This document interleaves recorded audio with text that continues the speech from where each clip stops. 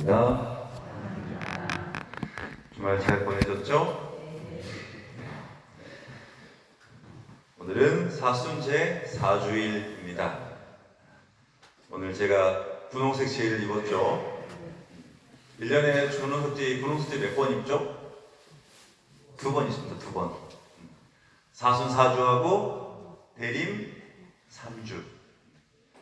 오늘은 즐거워하여라 주일 이렇게도 부르거든요. 그래서 제가 사순시기 시작하면서 말씀드렸던 것처럼 사순시기는 본래 단식하고 급육하는 시기였습니다. 40일 동안 고기도 못 먹고 하루에 한 끼는 단식했어야 했던 거예요. 그러니까 좀 고단하겠죠. 아무래도 힘도 없을 거고.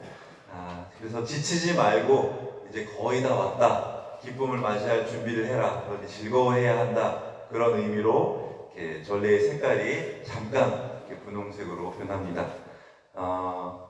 대림 3주는 기뻐하여라 주일입니다. 주일의 이름이 이제 그렇게 붙어 있는데 우리는 이제 그런 이름을 잘 쓰지는 않습니다. 그래서 오늘 장미색 제의를 입었고요.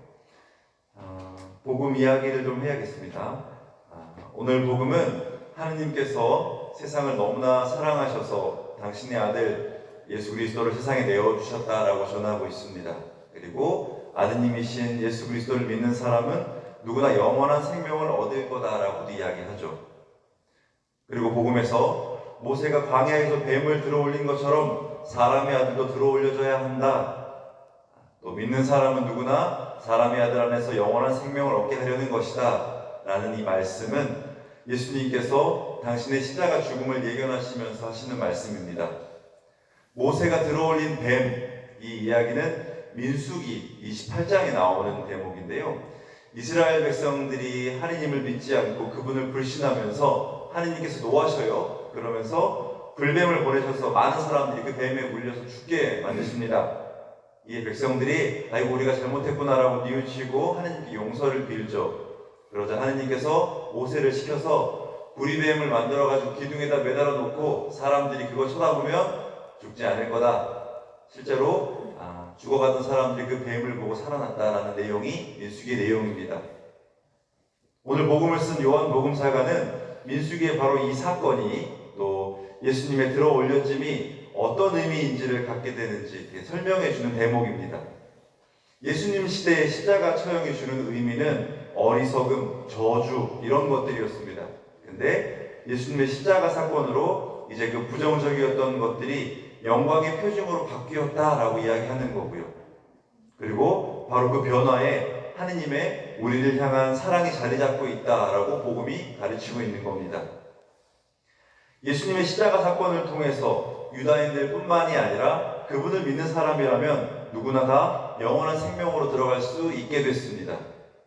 한마디로 모세의 구리뱀이 유다 민족들을 죽음으로부터 구해 주었다면 예수님의 십자가는 특정한 누구, 특정한 민족이 아니라 모든 사람에게 구원의 길을 안내해주는 구원의 이정표, 하느님 아버지의 구원의 열쇠가 됐다는 의미입니다. 하지만 이 십자가라는 구원의 열쇠로 말 그대로 영원한 생명이라는 구원의 문이 열렸음에도 불구하고 믿지 않으려는 이들은 여전히 존재합니다. 또 제대로 믿지 못하는 사람들도 제법 많습니다. 복음의 마지막 단락, 빛을 언급하고 있어요. 세상에 온 빛은 예수님을 상징합니다. 그리고 하지만 사람들은 빛보다 어둠을 더 사랑했다라고도 전하고 있죠. 악은 빛을 미워하고 빛으로 나아가지 않는다고 전하고 있습니다. 곧 예수님께서 우리의 삶을 비추어주고 계심에도 불구하고 그 빛 앞에서 우리는 우리의 삶을 온전히 내어 비추지 못하고 마음속 어딘가에 늘 나만의 그늘 같은 것들 만들어서 어둠 속에 무언가 자꾸 감추는 그런 모습들을 이야기하는 겁니다. 우리는 세상이라는 논에 심겨진 벼와도 같습니다. 하느님께서 내려주시는 빛을 받아야만 싹을 틔울 수 있고 쭉정이 없이 알찬 열매를 맺게 되는 것이고 그리고 그것을 수확하는 기쁨을 맞이할 수 있습니다. 오늘 복음이 말하는 예수님을 믿음으로써 얻는 구원이 이런 거죠. 하지만 이 논에 심긴 벼가 햇볕을 보지 못하면 설령 자란다고 하더라도 하더라도 그 수확한 열매는 결코 누군가에게 생명을 주지 못하는 쭉정이가 될 뿐입니다. 그런 것들은 결국 불구덩이로 던져지는 거죠. 나라는 틀에 갇혀서 나만의 기준에서 벗어나지 못하고 세상이라는 기준에, 돈이라는 힘센 논리에 굴복하면서 나를 온전히 하느님께 내어드리지 못하고 어둠 속으로만 머무르고자 하는 삶의 결과는 구원에 이르지 못하고 심판을 받고 불구덩이로 향하게 되겠죠. 복음은 우리가 빛으로 나아가는 길, 진리를 실천하는 일이라고 했습니다. 진리가 뭘까? 요한복음의 다른 구절을 보면 예수님께서 이런 말씀을 하십니다. 아버지의 말씀이 진리입니다. 그리고 그 말씀은 예수님을 통해서 제자들에게 구체적으로 드러난 말씀이죠. 복음입니다. 복음.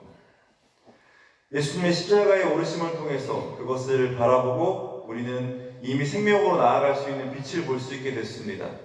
그리고 고개를 들어서 그 빛을 향할 수 있는 힘, 그 힘은 진리, 하느님의 말씀을 통해서 우리가 얻을 수 있는 거죠.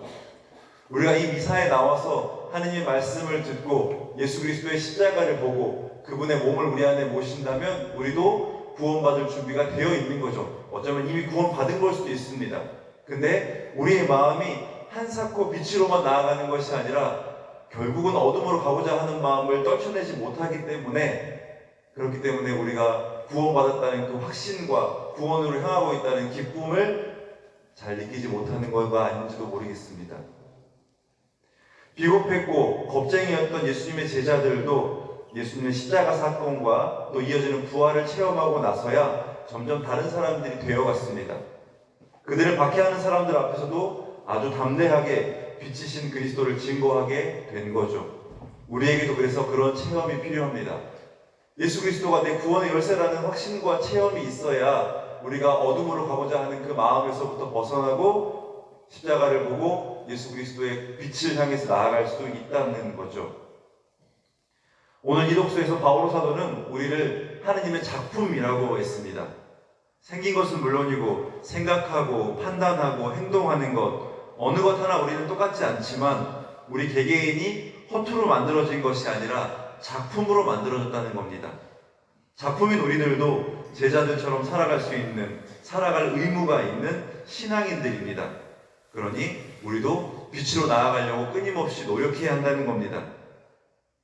하느님 말씀에 귀 기울여서 힘을 얻고 또 예수님의 십자가를 바라보면서 생명의 빛을 받아서 우리 안에 자리한 어두운 구석들을 하나씩 하나씩 치워가면서 우리의 삶이 속이 꽉 찬 열매를 맺을 수 있도록 노력해야겠습니다. 이 미사도 그런 연장선상에서 우리에게 구원의 빛을 비춰주시는 그분의 십자가를 보고 그분의 몸을 모시면서 세상에서 그리스도의 빛으로 살아가려고 노력해야겠습니다. 우리는 하느님의 소중한 작품입니다. 그러니 어둠을 몰아내고 빛으로 나아갑시다. 아멘.